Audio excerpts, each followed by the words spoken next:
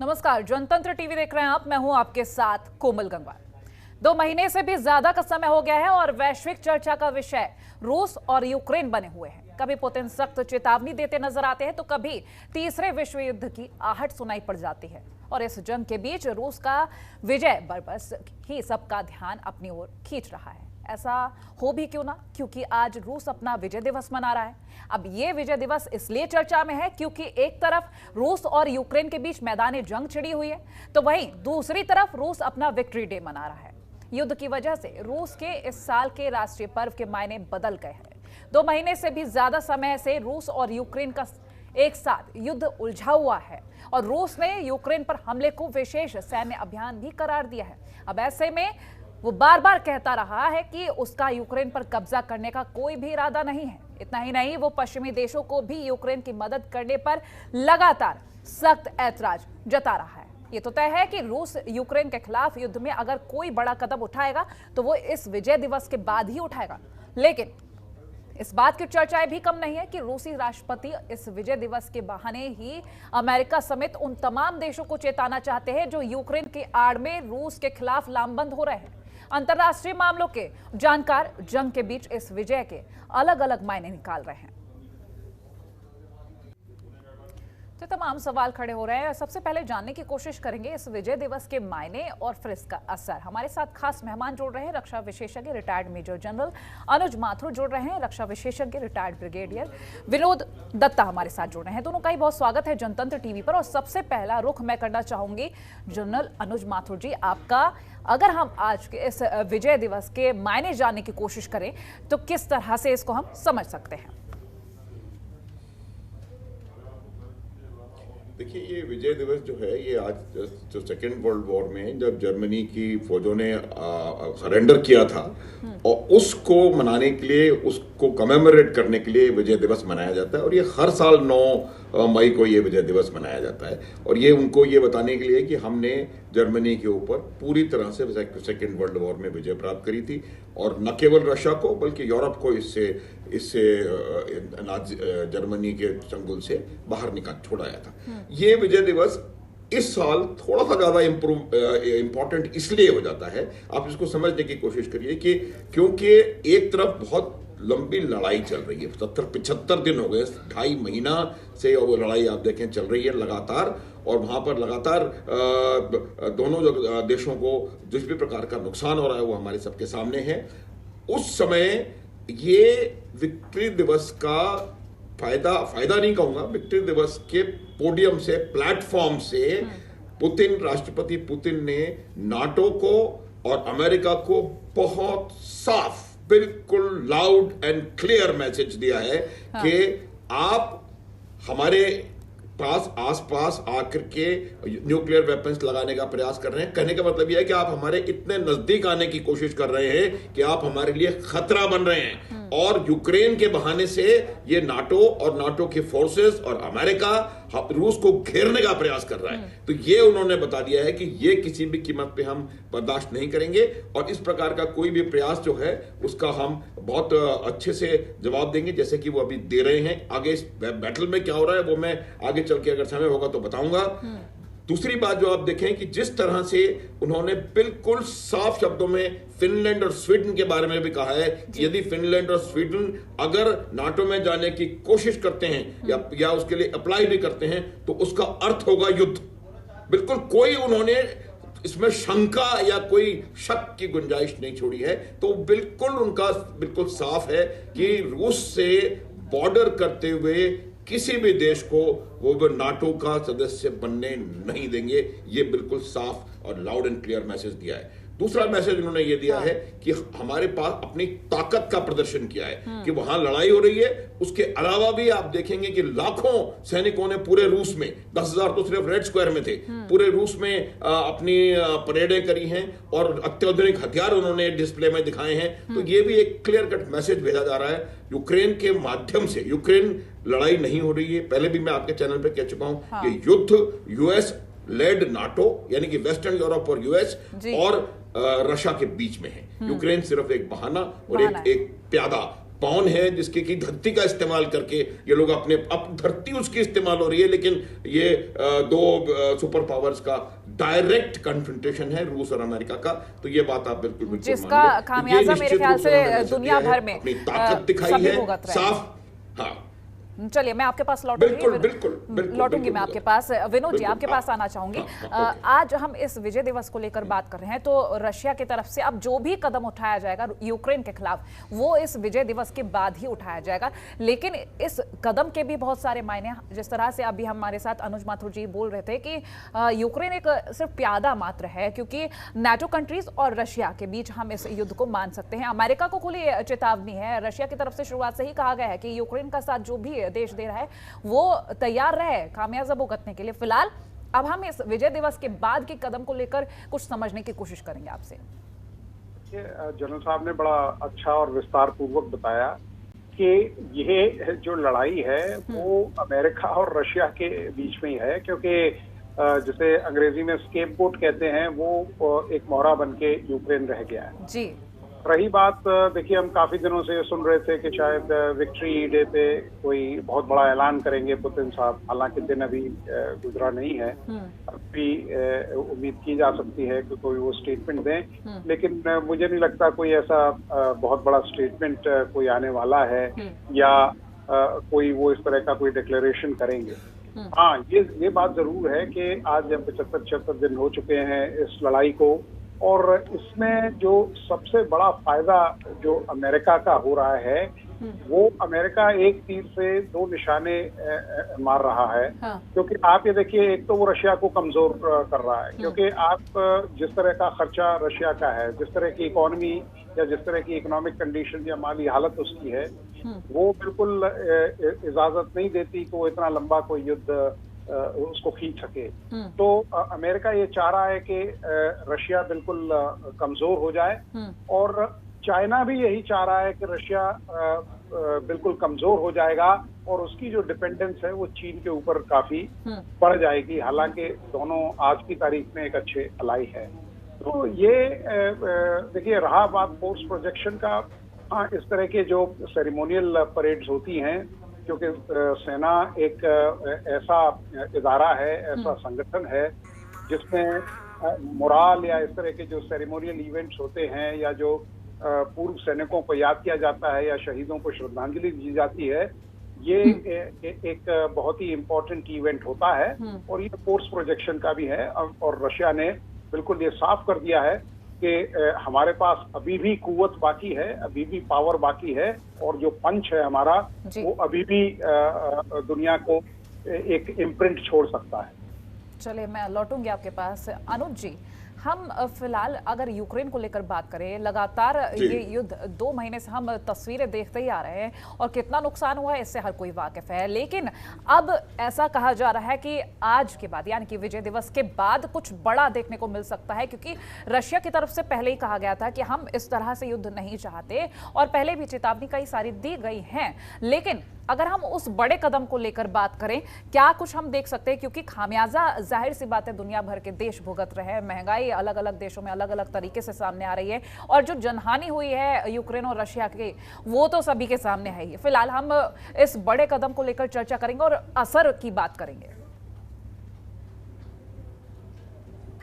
देखिए, मैं आपको एक बात बताऊं कि जो बड़ा कदम, जैसे कि ब्रिगेडियर विनोद बता रहे थे कि बड़ा कदम का मेरे को कोई इसमें चीज नजर आ नहीं रही है। बड़ा कदम का क्या मायना है? वो जो उनका उद्देश्य है रूस का, वो उद्देश्य अपना लगातार हासिल करने का प्रयास कर रहे हैं। जिस प्रकार से उनका उद्देश्य था डीमिलिटराइजेशन जो है यूक्रेन का होना चाहिए, वो लगभग वो उसको हासिल कर चुके हैं। क्योंकि आज की तारीख में अगर यूक्रेन की सेना के पास कोई कुछ बचा हुआ है, तो वो जो बाहर से आ रहा है वो है उनका अपना, तो सब इन्होंने खा लिया।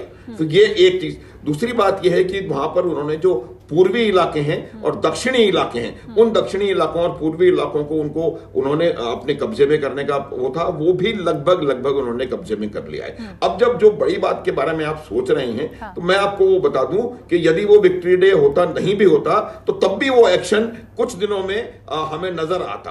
अब वो मेरे हिसाब से ये ब्लैक सी के तरफ से उसके शोर बेस्ड पे, ओडेसा पे और ट्रांसनिस्ट्रिया में जाकर के उस पर हमला करेंगे। ट्रांसनिस्ट्रिया में जो इनकी अपनी फौजें वहां पर 2000 सैनिक वहां पर मौजूद हैं, उनके साथ जाके लिंकअप करेंगे और यूक्रेन को ब्लैक सी से पूरी तरह ये कट ऑफ कर देंगे। ये मेरे को लगता है कि उनका, इसको आप बड़ा कदम कह लें या अगला कदम कह लें, जैसा भी आप इसको समझें। तो अब आप देखिएगा कि एक दक्षिण की तरफ से ओडेसा और उसके आसपास के इलाकों में हमलों में तेजी आएगी और वो इवेंचुअली ये प्रयास करेंगे कि किसी प्रकार से यूक्रेन को पूरी तरह लैंडलॉक कर दिया जाए, ताकि आने वाले समय में अगर वो ये कर पाए, हुआ नहीं है, कर पाए, तो आने वाले समय में अपनी इकोनॉमिक एक्टिविटीज के लिए और अपनी मिलिट्री एक्टिविटीज के लिए जो भी वो ब्लैक सी के मार्फत करना चाहते हैं, उनको पूरी तरह रूस पर या रूस के द्वारा संचालित कुछ देशों या ऑटोनोमस रीजन्स के ऊपर निर्भर रहना पड़ेगा। तो ये उनका उद्देश्य है।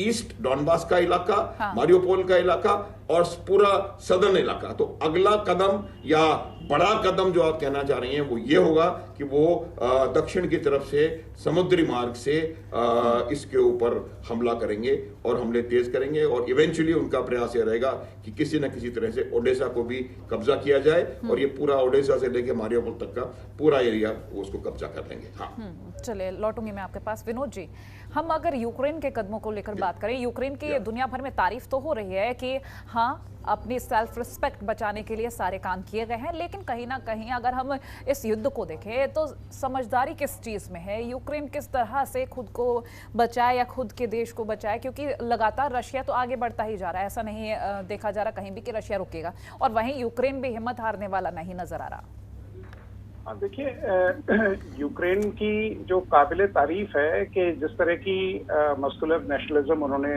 दिखाई है, और कोई भी नागरिक हो, कोई भी बाशिंदा हो अपने देश का, क्योंकि उसे मातृभूमि से इतना प्यार होता है कि वो आखिरी सांस तक लड़ता है, तो ये काबिले तारीफ है।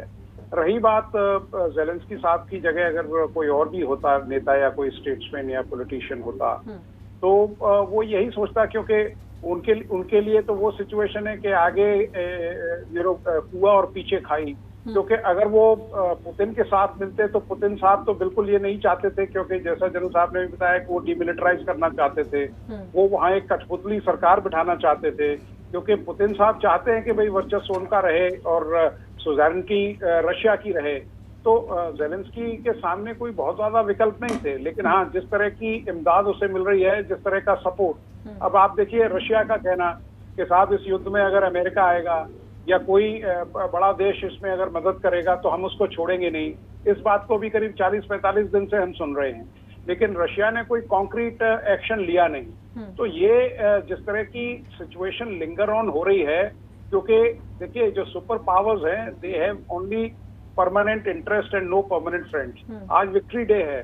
देखिए सेकेंड वर्ल्ड वॉर रशिया और अमेरिका और यूनाइटेड किंगडम वगैरह इन्होंने सबने साथ मिलकर लड़ा, और उसके बाद आप देखिए विक्ट्री डे में जो जर्मनी ने सबसे ज्यादा नुकसान पहुंचाया था वो रशियन फोर्सेस को पहुंचाया था। करीब 2.5 करोड़ जो सोल्जर्स थे उनके शहीद हुए थे।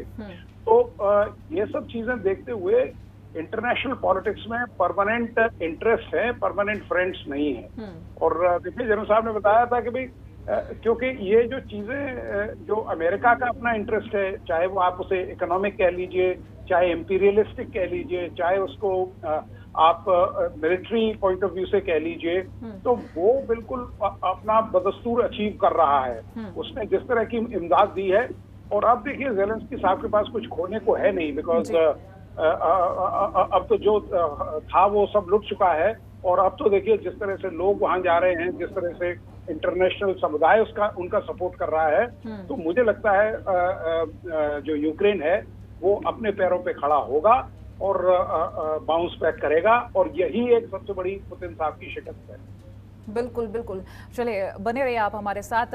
अनुज जी, हम इंटरनेशनल पॉलिटिक्स को लेकर बात करेंगे, तो किस तरह से इसका असर पड़ रहा है, और साथ ही साथ हम ये भी जानेंगे क्योंकि भारत में बहुत सारी तस्वीरें बिगड़ चुकी है। सबसे ज़्यादा अगर हम महंगाई को लेकर बात करें तो बहुत बड़ा असर देशों पे पड़ रहा है। इंटरनेशनल पॉलिटिक्स को लेकर बात करेंगे आज। हाँ, बिल्कुल बिल्कुल, आप बिल्कुल ठीक कह रही हैं। मैं आपको एक बात बताता हूँ कि जब भी कहीं भी इस प्रकार की हालात पैदा होती हैं तो उसका विश्वव्यापी असर होता है। ये मैंने आपको पहले भी बताया था कि इसमें 3 प्रकार की साइमल्टेनियस लड़ाई चल रही हैं, साइमल्टेनियस वॉर्स।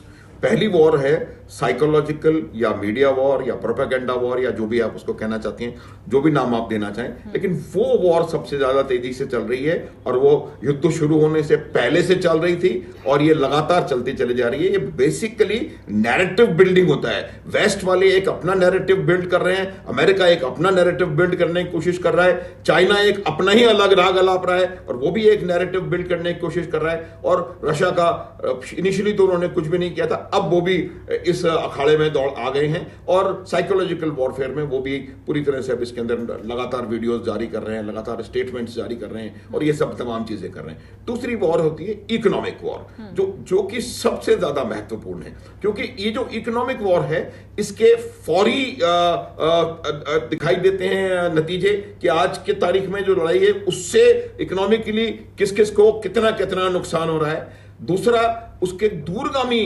उसके प्रभाव होते हैं, क्योंकि ये जो इस प्रकार की 2 महाशक्तियां यहां पर लड़ रही हैं उसका हर उस इकोनॉमी के ऊपर डायरेक्ट असर हो रहा है जो किसी भी तरीके से इन इकोनॉमीज के साथ कनेक्टेड हैं। और आज की तारीख में जिस प्रकार का ग्लोबलाइजेशन पूरी दुनिया में आप देखती हैं उसके हिसाब से तमाम इकोनॉमीज एक दूसरे के साथ कहीं ना कहीं जुड़ी हुई हैं। हमारा भी देखिए, हम रशिया से कुछ ले रहे हैं, यूक्रेन से कुछ ले रहे हैं, फ्रांस से कुछ ले रहे हैं, कहीं से कुछ ले रहे हैं, कहीं से कुछ ले रहे हैं, तो और हमारा इसी प्रकार से हमारा निर्यात भी इन देशों में लगातार उसी प्रकार से हो रहा है। तो अगर यहां ये इस प्रकार की परिस्थिति बनी रहेगी तो इसका डायरेक्ट असर पड़ेगा। अब मैं आपको कुछ आंकड़े दूंगा। क्रूड की कीमत कितनी बढ़ गई है, उससे हर उस देश के ऊपर जो कि पेट्रोल या अपना ये ऑयल की रिक्वायरमेंट्स को निर्यात करता, हमारे पास सारी आयात 85% हमारी एनर्जी नीड जो है वो बाहर से आ रही हैं, तो हमारे को डायरेक्ट इसका असर हो रहा है। अगर जरा भी कीमत बढ़ेगी तो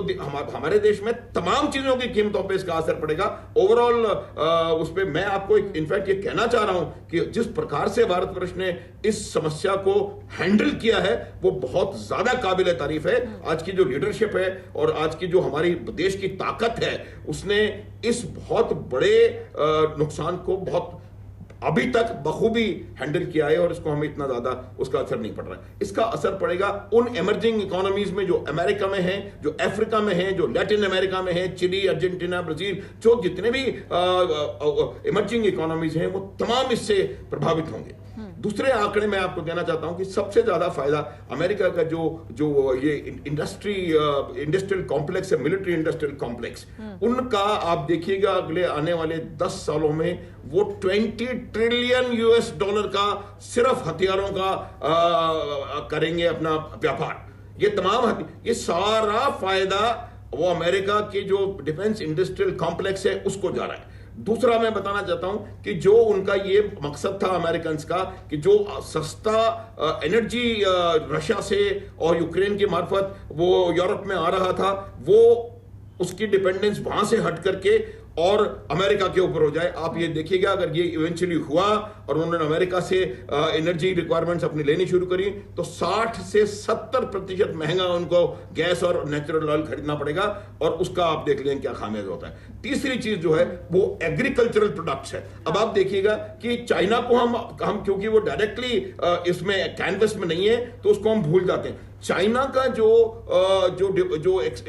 उसका एरिया ऑफ इन्फ्लुएंस बढ़ता चला जा रहा है खास करके एग्रीकल्चरल मार्केट्स के लिए, तो वो अमेरिका को बड़ी भारी परेशानी हो रही थी क्योंकि जो उनके ट्रेडिशनल मार्केट्स थे वो चाइना खींचता चला जा रहा था। तो अब उनको चाहिए था कि हमें या तो यूरोप में या किसी और जगह पर एक आउटलेट मिले हमारे एग्रीकल्चरल प्रोडक्ट्स का। तो वो भी क्योंकि रशिया और यूक्रेन में लड़ाई चल रही है और रशिया और यूक्रेन जो है वो मेजर सप्लायर्स थे फूड ग्रेन के, एडिबल ऑयल के, सनफ्लावर ऑयल के और 50 हजारों अलग अलग चीजों के।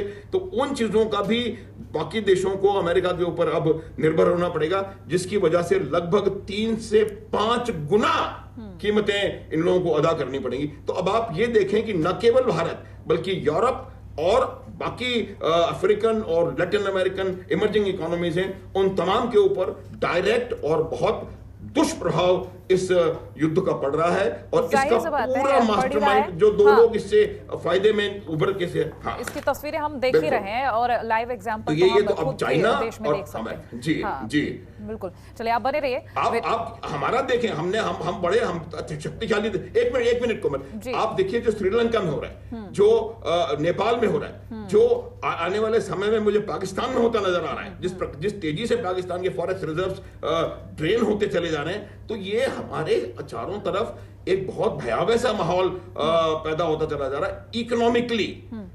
तो उसका भी साउथ एशिया में जो जिस प्रकार का इसका इफेक्ट हुआ है, उससे कोई भी अछूता नहीं रहेगा, आप देखेंगे। बिल्कुल बिल्कुल। विनोद जी, मेरा अगला सवाल आपसे, अगर हम विजय दिवस को लेकर बात कर रहे हैं, रशिया का विजय दिवस, और ये कहा जा रहा है कि इस विजय दिवस के बहाने जो नाटो कंट्रीज हैं या पश्चिमी देशों को कड़ा संदेश दिया जा रहा है या दिया जाएगा और इसके बाद यूक्रेन के खिलाफ एक सख्त कदम उठाया जाएगा, ये बात भी कही जा रही है। फिलहाल हम अगर उस सख्त संदेश की बात करें या फिर कुछ भी रणनीति की बात करें रशिया की तरफ से, क्योंकि ये विजय दिवस जाहिर सी बात है रशिया के लिए बहुत इंपॉर्टेंट है, लेकिन इसके बाद की रणनीति उससे भी ज्यादा इंपॉर्टेंट बताई जा रही है।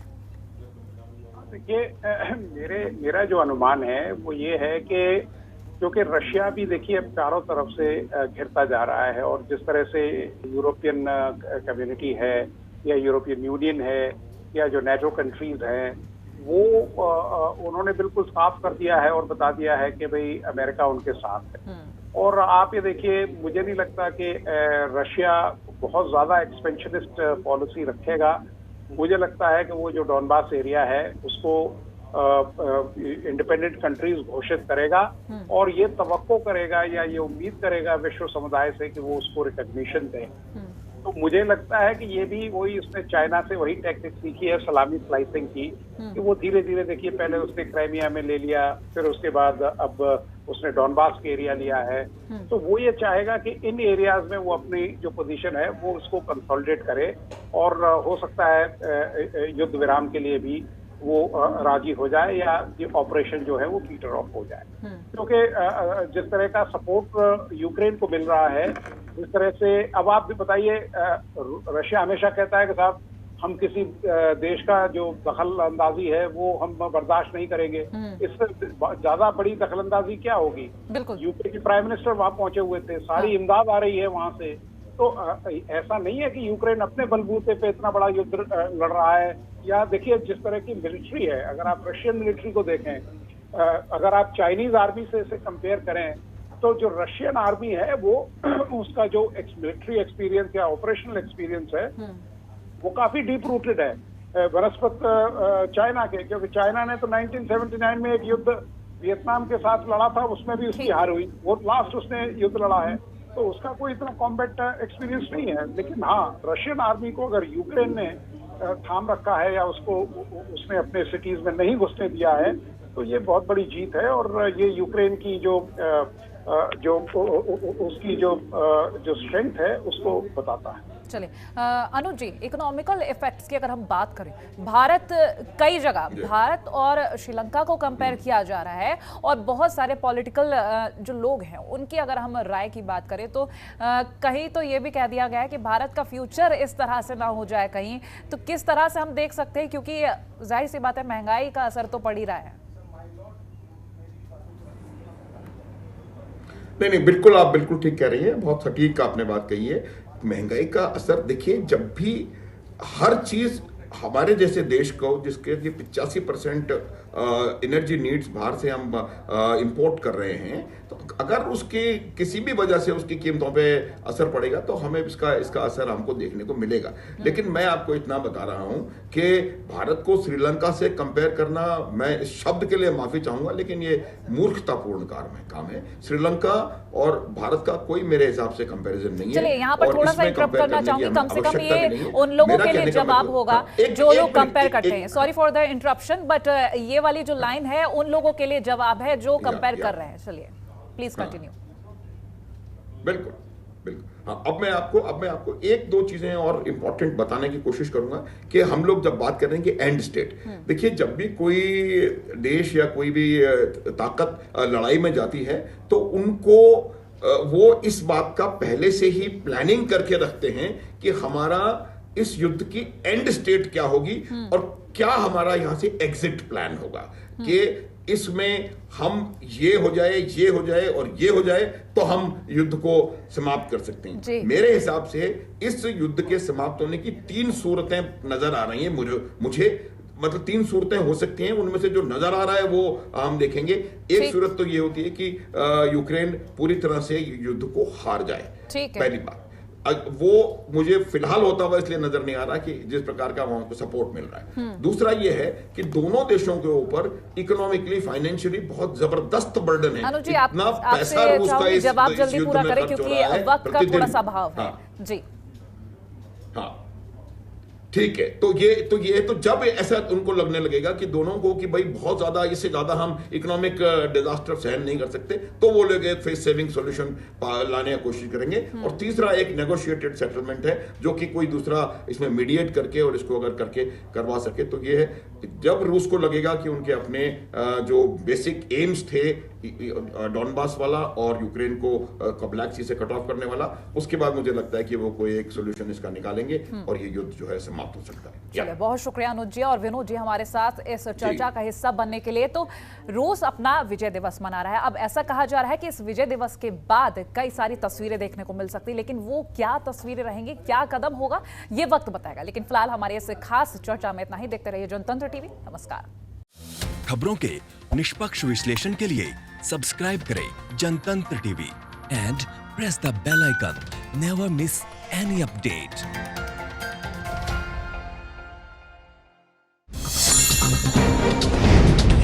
डाउनलोड कीजिए जनतंत्र टीवी ऐप को, जो कि अवेलेबल है गूगल प्ले और ऐप स्टोर पर। अधिक जानकारी के लिए अभी डाउनलोड करें।